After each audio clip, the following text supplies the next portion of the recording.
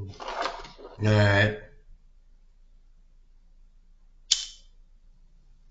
I want to make a video and talk about something, but I want to talk about something else before I talk about something. And the thing is in the wrong.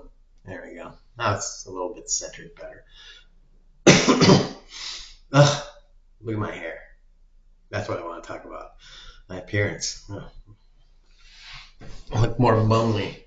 I'm gonna shave my hair off again in like a month when Texas gets out of the coldest weather. It's like this whole thing is just not working out. I'm like,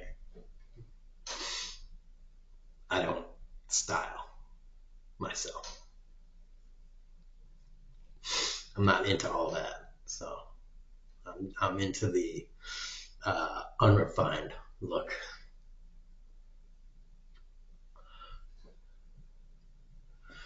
You know, the look that is the true,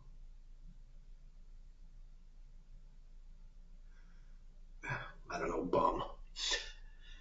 Not the, oh, I put effort into looking scrubby and look at my $50 shirts and stuff.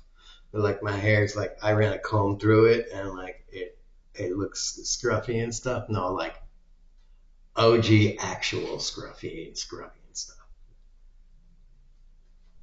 Not like I'm at a preppy school and like I spent an hour making myself look scrubby. No, like I come out of my bed looking like this. Like this is professional scrubby.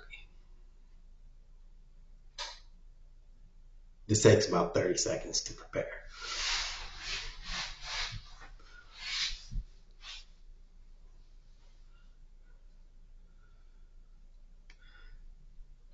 If you work in order to look like this, you're doing it all wrong.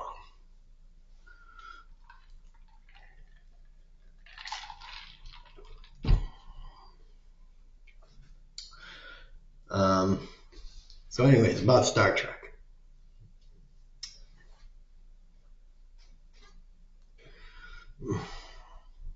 Since I'm rewatching Star Trek,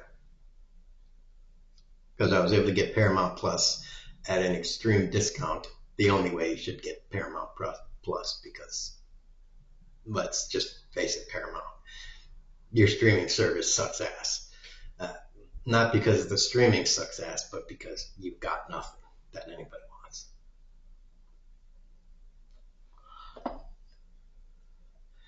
The only thing you got is Star Trek, and at, what I mean by that is you've got TNG, DS9, and Voyager. That's the only thing I want. For some people, you got the original series. I don't give a shit about that, but there are a lot of people out there that love the original series. To each his own.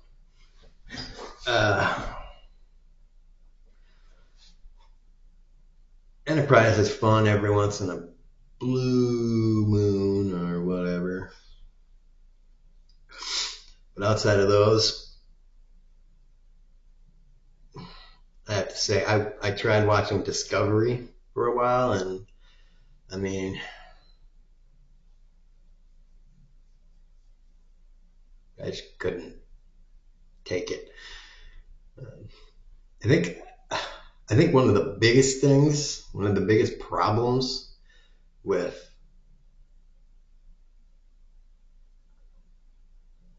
Star Trek, with more modern Star Treks, is the writers seem to have tried to take Star Trek in much more of a saga-esque fashion direction and take it away from episodic fashion, which Star Trek used to be, where you could just pick it up. You could just watch it like it was on TV, where you could just jump into one episode and take it as just that episode and be like, that was very fulfilling. You didn't need to be like, oh, you could just watch season 4, episode 12 and be like, I got it. I understood that episode. There were very few episodes in TNG, DS9, or Voyager where you would just click on the TV or whatever and be like, I don't get what's going on exactly.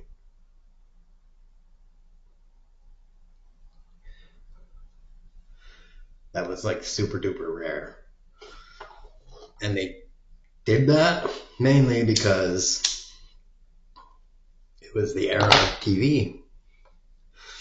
And now they're like, since writers have the ability, because it's streaming, to write these massive story arcs, they feel like, wow, I can write a Game of Thrones story that spans 10 hours of TV. And it's like, yeah, but you don't have to. And, it's okay to do that, but one, I don't really want to watch only that. All right, that's fine. Make a 2-parter, 3-parter, maybe even a 4-parter. That's fine. Okay, sure. But I don't need that in my life. Voyager did that kind of a thing with its entire series. The entire 7 seasons was about them getting home. But they broke up that getting home into little snippets throughout 170-ish whatever episodes. So you didn't really need to, you need to watch the entire thing, but at the same time, you could just watch one episode, and it was just its entire little story. It was its entire self-contained story, and it was Star Trek. It was the essence of what Star Trek is. It's little story, it's little parable kind of thing. Like a Bible parable, basically. And that's kind of what Star Trek is supposed to be. That's what kind of Gene Roddenberry made them out to be, in my mind. That's kind of what I think Gene Roddenberry was going for. Modern day Bible parables set in the sci-fi whatever, a little bit of action in there. Of course, he had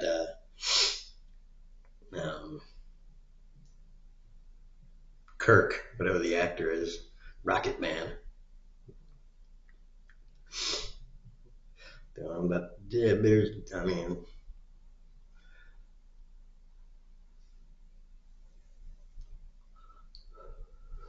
kind of what they are. I say Bible parables because the Federation is so high and mighty with its principles, doing everything it's doing.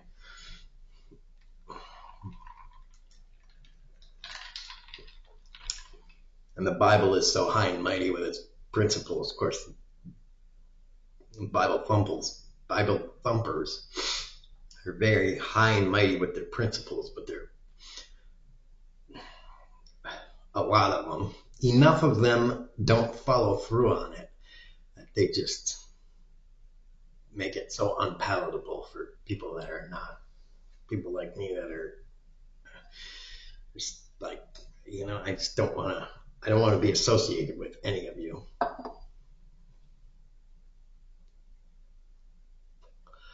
I'm not raised in a church, and there are enough of you out there that are so distasteful that I just don't want to be associated with any of you, because there are enough of you that are there that behave disgusting, that behave in a disgusting manner.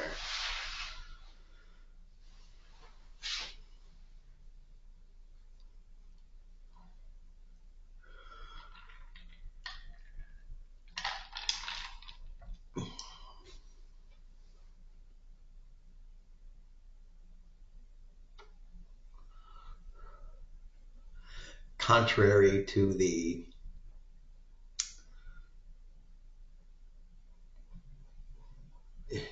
I don't know, Jesusly sayings. Anyway, I'm getting a little bit off subject here. What I was going to essentially say is that Discovery and Strange New Worlds suck ass, and Picard was.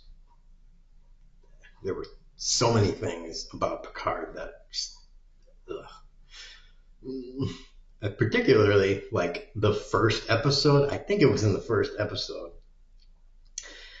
where where Icheb was dead, and I was just like, it's like the first episode. It's like Icheb was dead, and the Romulans were dissecting, and I'm just like, you're gonna start me off with that? Like, it's like, okay, so Data's dead, and Icheb is dead, and it's just like, what are you doing to me here?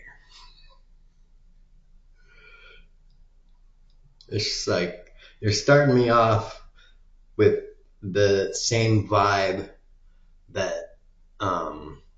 Serenity ended me with, like killing that one dude, a lovable character. It's like, dude, you're starting me off all wrong here, all wrong.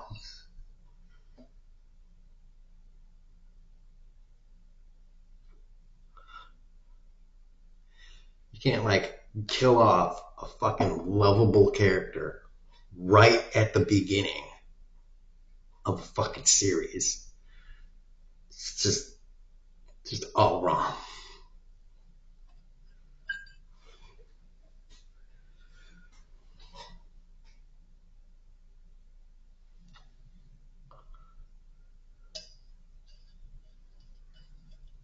It's just,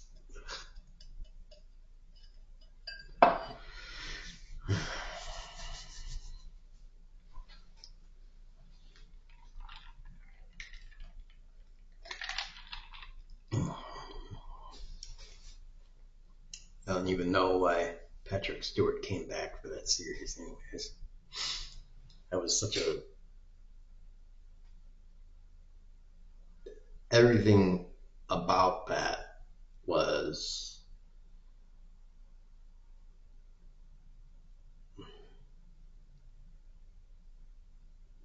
weird. It was supposed to be like the the Picard series was maybe supposed to be some sort of protest commentary on the modern situation about AI or some shit like that. I don't know. But,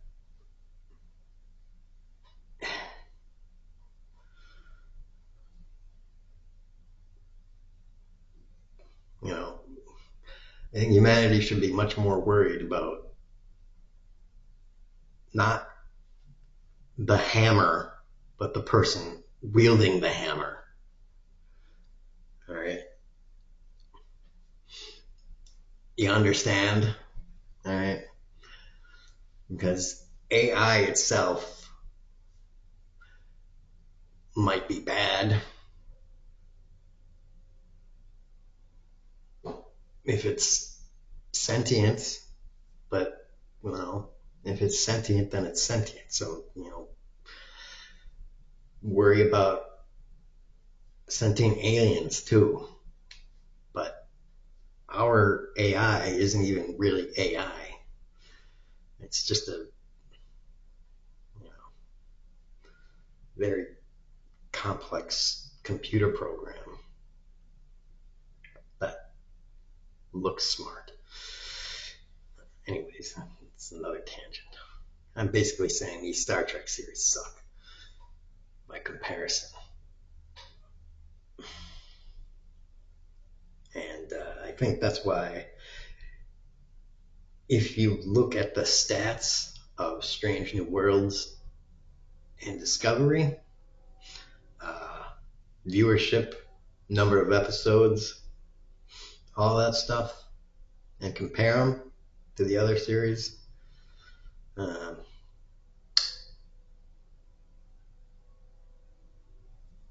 you'll see why they did so crappy. They're very uninspired.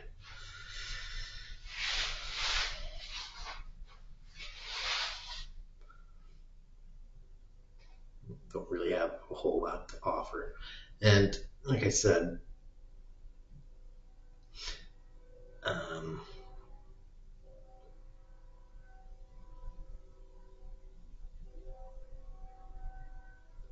I was always disappointed. I've said this multiple times. I was always disappointed that writers,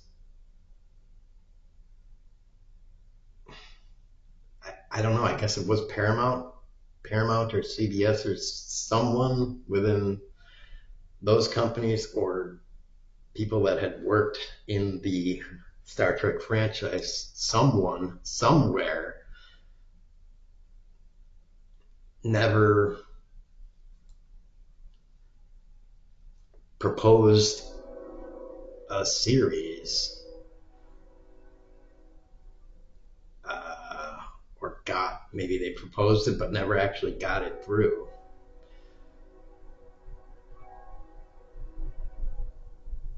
For a series after.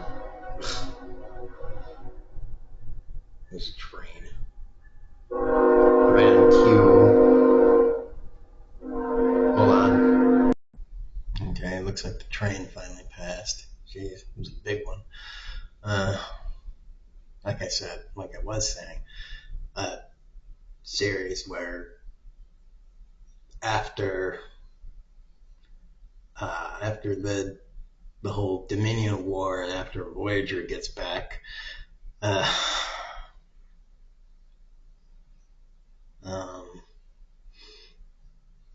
time passes and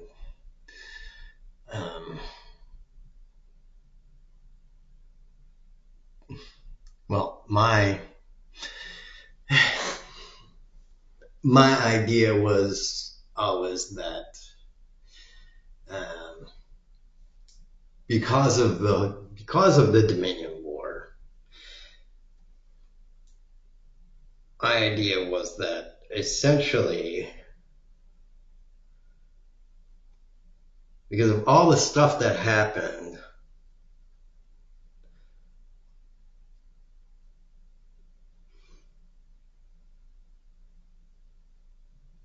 Cardassia and the Romulan Empire kind of soften up a little bit, and there's a new, not alliance, but it's kind of like the Klingon Empire and Federation, that relationship between the Federation and Cardassia and the Romulan Empire.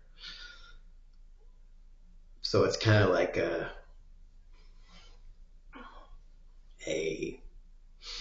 much more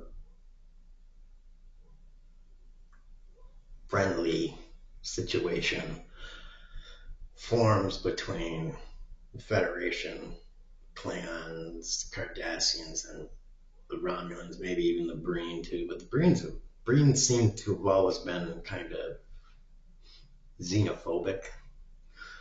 So whatever. And say anywhere between 10 and 20 years after that,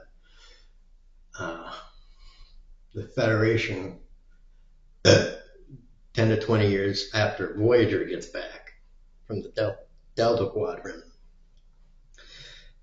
the Federation sends an expedition to the Delta Quadrant in a new ship, a not prototype, but their first the first transwarp ship,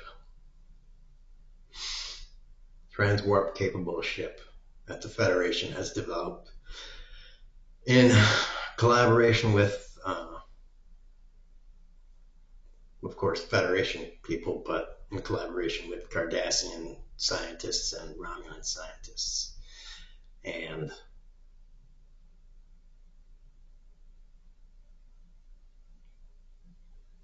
I don't know, scientists from the Dominion.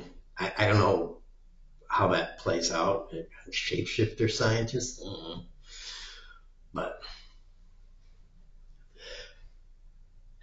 it would, in my mind, it would also always be. It was always a big ship too, a really big ship, bigger than a galaxy class ship, big ship. There'd be this big introduction at the beginning of the first episode.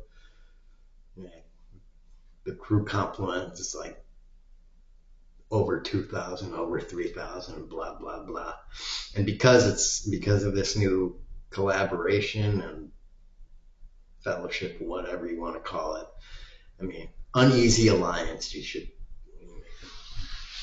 the way you want to introduce it is make a big show that, like, yes, we're friends, but we're not really friends, because Cardassians and Romulans, everybody still is very tense. The Klingons still hate the Romulans, but like the Cardassians still don't. Everybody's still very uneasy. It's because of the war, but because no one really, So the effort to build the ship was also part of this kind of getting to know you thing. But it was mainly sponsored. Most of the effort and resources and everything was done by the Federation, with contribution by everyone else: Klingons, Cardassians, Romulans, even some of the what do they call them? Dominion. I blanked on that for a second. And so even though the ship is crewed mainly by Federation, there's still Klingons. You still put Klingons on there. You put a few Cardassians on there and a few Romulans. And you'd have a changeling on there. Because. And I'd like to have, I think, because it's so big, I can have a hologram on there too. And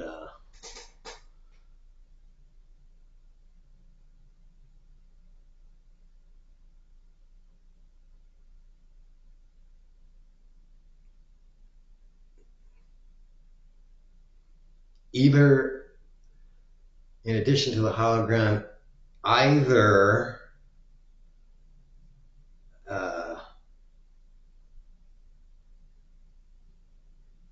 another data cybernetic life form. Who was that scientist? The guy that was studying data and wanted to take him apart. I forget his name.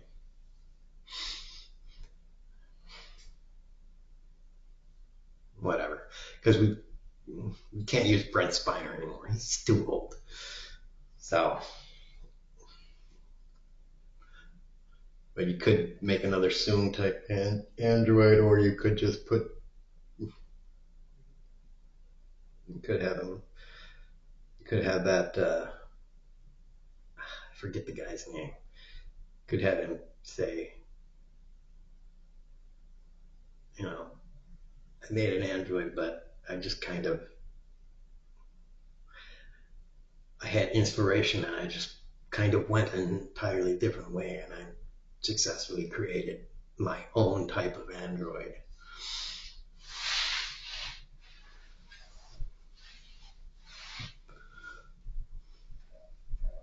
And there you go. So it's an entirely different kind of Android, not with a positronic pain or anything like that.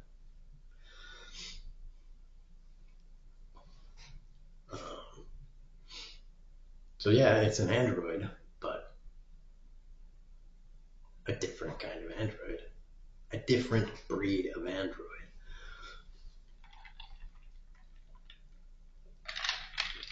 Especially because Voyager had that encounter with that Android that B'Elanna was taking apart.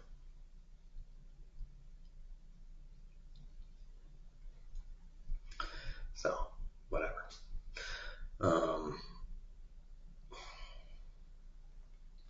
Yeah.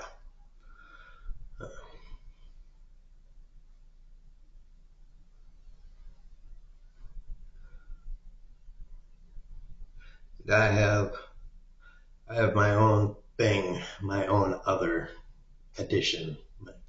Two other people that I would put. If I were making the series, there's two other special crewmen that I would want to put on there. But that's my own. Those two are my own special editions that I'm not sharing with the world. That I would add that are new kinds of people that I'm not going to share with the world. They're my own creations and they're mean. They're mine. So nobody gets to steal them. So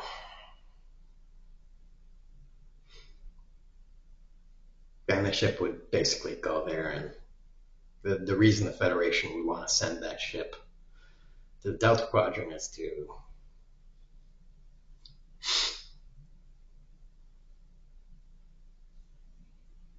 go and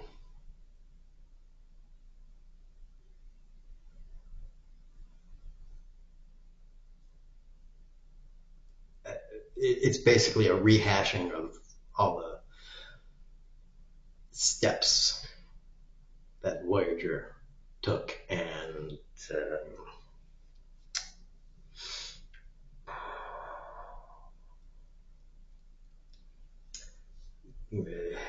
but more thoroughly. And also they left Neelix there. So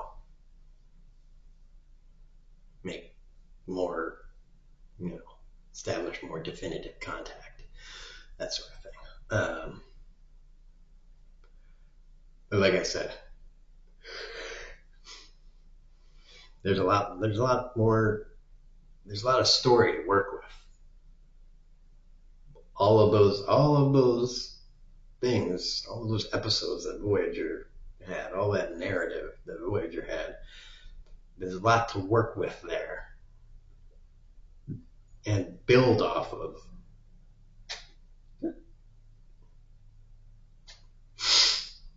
Especially once they get into that area of space with the Kazon. There's a lot of ways there's a lot of different stuff you can work with there. All sorts of stuff you can build off of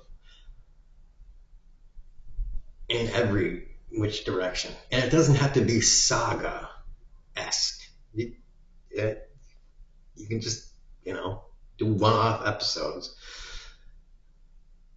and keep keep going and just, be like, we're here from the Federation to reestablish uh, contact or blah, blah, blah. One of our starships was here, blah, blah, blah. We're from way over there, blah, blah, blah. Formalized relations, yada, yada, yada. All this stuff.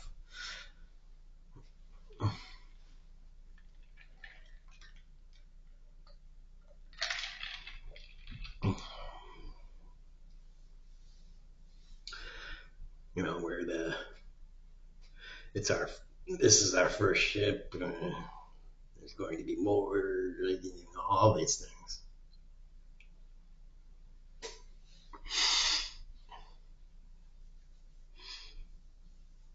And of course, you don't have to do episodes based on the encounters with episodes solely based on the encounters with the other species, because after all, the ship is going to have Federation species, Klingons, Romulans, Cardassians, a changeling, a sentient hologram, a sentient android. I mean, they're holodecks, transporters, all of the classic stuff plus more. You're going to have a lot of crap to work with. So you can, when you're getting hard up for material, you can throw an episode in there that's kind of standard and just tweak it a little bit and just be like, yeah, there's a standard one for all you classic 50-year-old plus Trekkies, just to, sit back and sink your teeth into and remember the good old days. It's basically the same thing you've seen over and over again. Just lay back, grab some popcorn, and watch it. Like, exactly what's going to happen, except 35 minutes into it, something fucked up is going to happen and make you go, what? And then be like, oh, they'll figure it out in the end.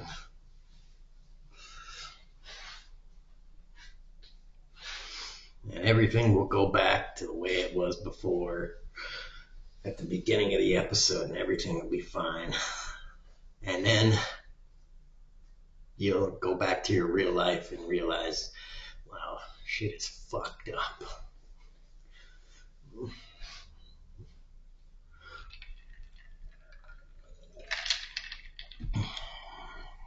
Because the real world, and here it comes. Trump just kidnapped a sitting leader of another country. I don't even know what to do with that. I don't even know what to do with that. That reminds me of Bush doing that crap to Saddam Hussein. And I was too young to be around and just be like, I was too young and too stoned to even just think about it. And at least when Bush did that, Bush went to Congress or something. There was a veneer of democracy and everything around it. Trump is straight up just doing stuff, and the military is just goose stepping behind him, and the Republicans are just cowering, or they're either cowering or just being yeah, do that. Am I getting paid still? Cool. I got my bag of cash. Do whatever you want. It's like we don't. I don't know what our government is really doing because, like, I mean,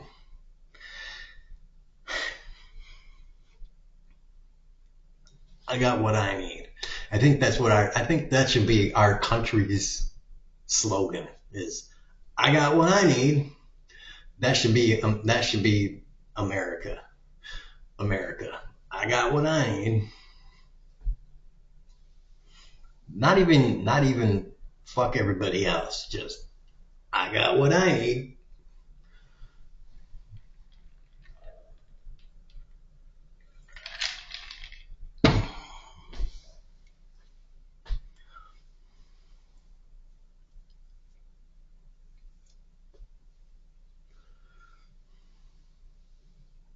Cause I don't even know. Anyways, that's the Star Trek video with a little bit of extra bull crapping on top of it. I hope everybody got something out of this. I did. I vented. I vented on Star Trek. I vented on me being a bum. Vented a little bit on the state of society and public. I've been out of politics for the past, what is it, the 4th of January? At least 2 weeks. Because, man, I needed to take time off because this past basically a year for like 10 months plus, I've just been paying attention to it, and it's just there's so much going on. You have to like I was spending my entire day, almost every waking minute, looking at the crap that Trump was doing, and it was just insane. I mean, the ridiculous shit.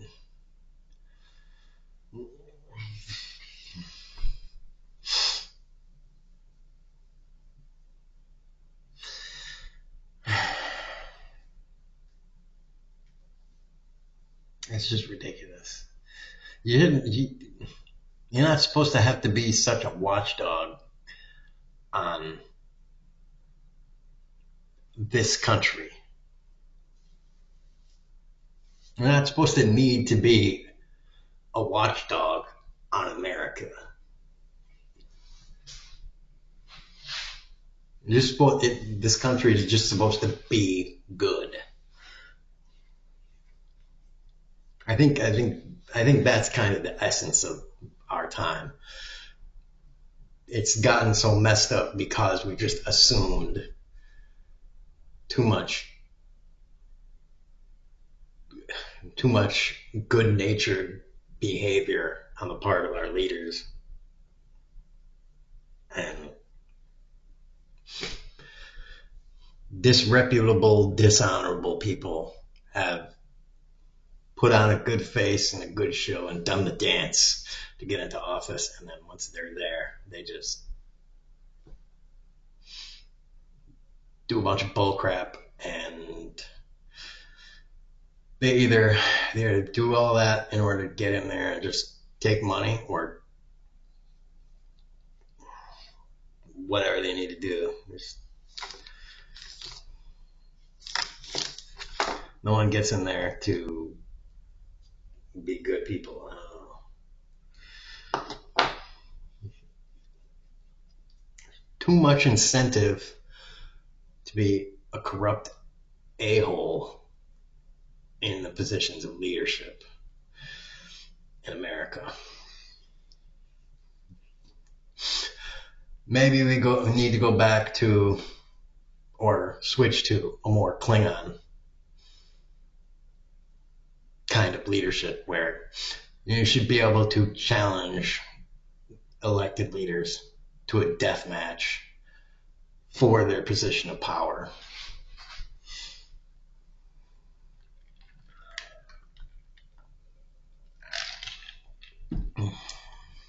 And maybe that would introduce a more honorable person, or at least a less cowardly, douchey,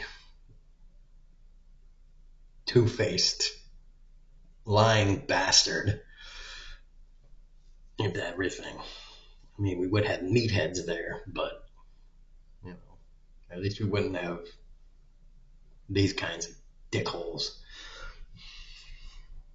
It would replace one problem with another, but you know.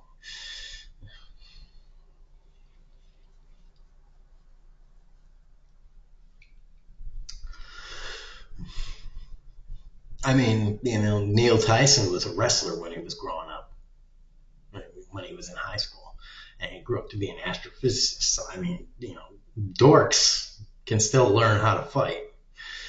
I mean, there's nothing preventing it. Anyways, tax rich people, kneecap them, boobs.